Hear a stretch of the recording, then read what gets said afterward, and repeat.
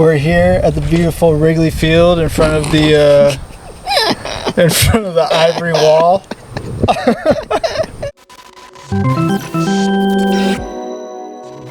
All right, new MLB rules this year. We got 3 of them. The bases going from 15 inches to now 18 inches. The 2 things they're saying is that'll decrease injuries, which is like, that's always great. That's but then they're saying that'll like increase chances of stealing.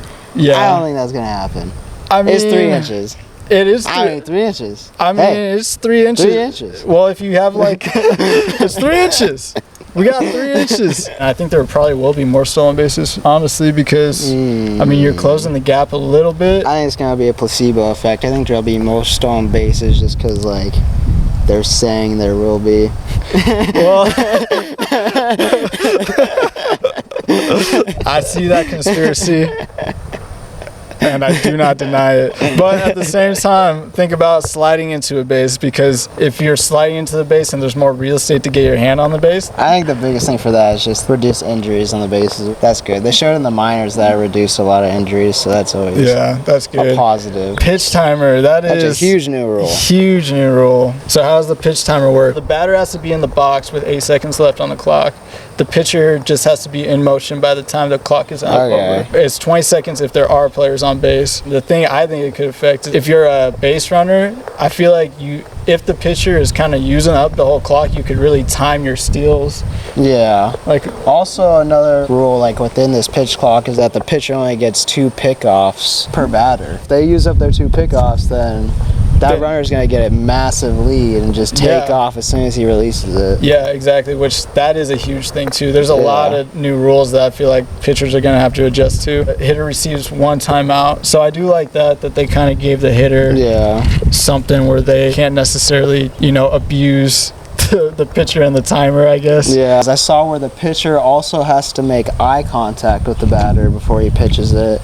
And some batters were kind of delaying the pitcher by just like not making eye contact. All these are something that like with time they'll get adjusted and they'll kind of get better with, and it'll make more sense. Right now everyone's kind of getting used to them. Once they get it fine-tuned, I think that's going to be a huge improvement for baseball because it does reduce the time dramatically. Oh yeah. One more rule though, and this is a big one too. This one's also really big. The shift restriction. 2 infielders must be positioned on either side of second base when the pitch is released. So they basically banned the infield shift. Yep, completely. Which now we're starting to see outfield shifts now, which we haven't really seen before. Yeah, there'll always be like tiny shifts, like just like a little bit a shift, but now we're seeing like actual like where you put shifts.